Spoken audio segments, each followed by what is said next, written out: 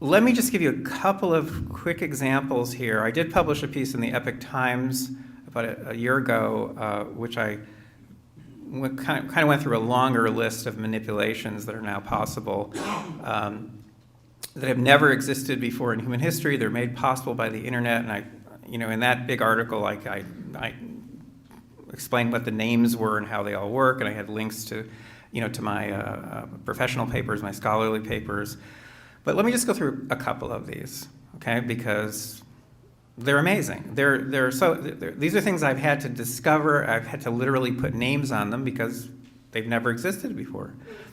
So the first manipulation that I discovered, a new form of influence, if you want to put it that way, I ended up calling SEME, S-E-M-E, the search engine manipulation effect. So I discovered that early 2013, Washington Post, which now hates my guts, post-Hillary Clinton attack, ran a story on it in early 2013 about the early experiments I did. And these experiments showed the power that biased search results have to shift both opinions and votes. So not just votes, opinions and votes. Opinions, it turns out, on anything. So what that means is that if you're searching on anything related to an election, let's say, anything, you just type in the wall, or you type immigration, or you type anything, health insurance, it means that if the results you get have a bias and you're undecided on that issue, that's what's key. If you're undecided, it means you're going to accept, this is really what Karen was saying, you're just going to accept what's at the top of that list as being like the answer. People trust what's at the top of the list more than they trust items that are lower down. So the way you bias a list is make sure that what's at the top links to a web page that presents a certain perspective on that cause or that candidate. That's how you do it. And I showed in these randomized controlled experiments that I did that just by biasing search results, I could shift easily 20% or more of undecided voters in their opinions and their voting preferences, up to 80% in some demographic groups. The most vulnerable demographic group I've ever found are moderate Republicans, believe it or not. And I did more experiments. I did a big nationwide experiment. We went to India in 2014 and actually did a nationwide study there with more than 2,000 voters in India's national election. Now, these are real voters in the middle of a real election, and again, found we could easily shift 20% or more of undecided voters just by biasing the search results that we're showing them. Well, think of the power that search company, the search engine company, has, because there are a couple other things we found too. Number one, people can't see the bias in search results. So this is happening in a way subliminally, right? People can't see the bias. Right. So 99.5% of the people in that study in India saw no evidence of bias in the search results that we're showing them, even though they were highly biased. You can't see it. How would you see it? It's impossible. You'd have to click on every single one and go to look at the web pages and then kind of compare the web pages. Can't see it. And here's something even more peculiar. The very small number of people who can see the bias, they shift even farther in the direction of the bias. So merely being able to see it, which almost no one can, doesn't protect you from the bias. So I thought, wow, this is... We calculated, because Google's is so widely used around the world, it's a monopoly. It's 92% of search in countries around the world are done on Google. And the next most popular search engine draws about 2% of search, so they don't have any impact on elections. But I mean, I calculated as of 2015 that because a lot of national elections around the world are very, very close, extremely close, that Google's search engine was determining the outcomes at that time of upwards of 25% of the national elections in the world.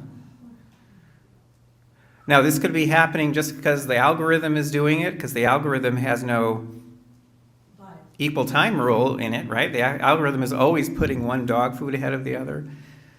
one music service ahead of the other, one candidate ahead of the other, always. That's what it's built. That's what it's built to do. But it could also be happening, there could be bias there because employees at Google want there to be bias in a particular election, or maybe one of the top executives wants there to be bias. Among other things, we've learned from recent whistleblowers from Google, 2 of them in fact, among other things we've learned is Google's top management has decided that they will not allow Donald Trump to be reelected. Do you know how many votes? Yeah. Do you know how many votes that Google and these other tech companies can shift in 2020? 15 million votes. That's 10% of the number of people who are likely to vote next year. They can shift 10% of them with no one knowing that they have done this. And a bonus, without leaving a paper trail for authorities to trace. Because here's one of the leaks to the Wall Street Journal last year. One of the leaks was about was about Trump's travel ban, and it was a conversation among people at Google by email. So this is internal to the company. And one of the people in the conversation said, how can we use, and you need to remember these next 2 words, how can we use ephemeral experiences, I love that word, ephemeral experiences to change people's views about Trump's travel ban? Well, ephemeral experiences, that's what I study. Ephemeral experiences means you go online, you type something into maybe a search bar, and then some suggestions are flashed at you while you're typing. That's all ephemeral. It's just temporary. It's just there for a few seconds. It's generated just for you, and then it disappears, and it's gone forever, and it's not stored anywhere. Then the search results display below. That's ephemeral, too. It affects you because you click on something, right? And then it's gone, and it's gone forever, and it's not stored anywhere, and you can't go back in time and reconstruct it. That's what ephemeral experiences are. And they know at Google, they know how powerful these are in shifting people's opinions, at least people who are undecided. They know. You can't tell from an algorithm what search results a particular individual is going to see and whether there's going to be bias in those search results. It's absolutely impossible. So there's no possible trace at all.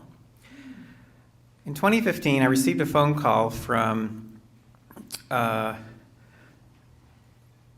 guy who just lost the governor, running for governor of Mississippi, Jim Hood, and he was Attorney General of Mississippi at the time. He was running for re-election. Was in a big legal battle against Google, and he was wondering whether Google could somehow tilt search results in a way that would, cost him votes. And I said yes, and I explained exactly how they could do it. And he said, well, how would we find out if they're doing it? And I said, well, I don't know. And he said, well, in law enforcement, we use sock puppets, bots. We set up fake people, and then we just see what's coming to them. I said, well, that will definitely not work, I said, because Google can distinguish between a bot and a real person, because the real person they have 3 million pages of information on, and the bot they have nothing. I said, so they would not send you biased search results. Anyway, I became obsessed. How was I going to find out whether Google was actually showing people biased search results? Early 2016, I got some money, some research money, and I set up the first ever system to monitor what people were seeing when they were conducting election-related searches on Google, Bing, and Yahoo. Not just Google, that's important. And I was able to monitor for several months before the 2016 election, was there any bias in election-related search results? Well, it turns out there was substantial bias in all 10 search positions on the first page of search results in favor of Hillary Clinton, whom I supported. In fact, the bias was so great that I calculated that could easily have shifted between 2.6 and 10.4 million votes to Clinton with no one having the slightest idea that this occurred. and without leaving a paper trail. So that got written up also by the Washington Post and some other places before I became, anathema. And 2018, I set up a larger monitoring system. In 2016, I preserved 13,000 election-related searches and 98,000 web pages. In 2018, I preserved 47,000 election-related searches on Google, Bing, and Yahoo, and about 400,000 web pages analyzed looking for bias. Now, and again in 2018, I found substantial liberal bias in all 10 search positions on the first page of Google search results, enough to have shifted upwards of 78.2 million votes to Democrats in 2018. Now that was a midterm election, so that would have been spread across hundreds of elections, but still, that's a lot of votes. And I don't think a company should have that ability to do that. I think that should be illegal. Now, look at it this way, too. Without those monitoring systems that I set up, how would we know they did anything? We wouldn't. We would have no idea that they are doing anything. So, now, another little tidbit you need to know here is that bias that we found, that liberal bias in 2016 and 2018, was not present on Bing or Yahoo. This is Google doing this. This is Google doing this. It's Google that's the threat, in part because they're a monopoly, but in part because of that extreme bias that's actually reflected in what they're showing people. Okay, I'm running short of time. Let me just give you an example of just how big this problem is, because it's much bigger than just search results. Search suggestions are flashed at you when you start to type a search term. You are being manipulated from the very first character that you type. If you doubt that, pull out your phone, go to google.com. This is the last time you'll ever use google.com, by the way, and type the letter A. If you type the letter A, there's a very, very good chance that you're going to see Amazon popping up in the first, second, or third positions, and possibly all three. So when I testified before Congress, Ted Cruz pulled out his phone, and he had Amazon in the first and third positions. And he said, wow. And I said, well, you know why? Because Amazon is Google's largest advertiser, number one, and Google sends more traffic to Amazon than any other company. These are business partners. When you type a letter A, they want you to go to Amazon, okay? So, and if you type the letter T, they want you to go to Target because that's one of their big advertisers, et cetera, et cetera. And the lesson there, by the way, is if you're going to set up a company, make sure it does not begin with the letter G. Why? Because if you type the letter G, they're going to show you a lot of Google products. That's why. So you'll never end up in those suggestions. But my point is, we also showed in a series of experiments that just by manipulating search suggestions, we could turn a 50-50 split among undecided voters into a 90-10 split with no one having the slightest idea they've been manipulated. Then there's those answer boxes now that they're showing you all the time at the top, okay? We've done experiments on those as well. Answer boxes increase the power of seen by at least 10 to 30%. They reduce search because Google's just giving you the answer and people trust it. And guess what? Just as of a couple of months ago, more than 50% of searches on Google do not lead to a click. They do not lead to a click. In other words, people are not going down into the search results anymore. They're just trusting the answer. Wow, is that dangerous? And that's happening now with our personal assistants, with Siri, which gets all of its answers from Google. They pay more than $9 billion. Apple pays more than $9 billion a year to Google to get those answers. And Google Home, that's their home personal assistant, they're trying to get you to put in every room in your house. Same thing, they're just giving you the answer. That shifts opinions for people who are undecided. And there are millions of people, easily, 20% of the voting population 6 months before an election, easily 20% are persuadable. They're still persuadable.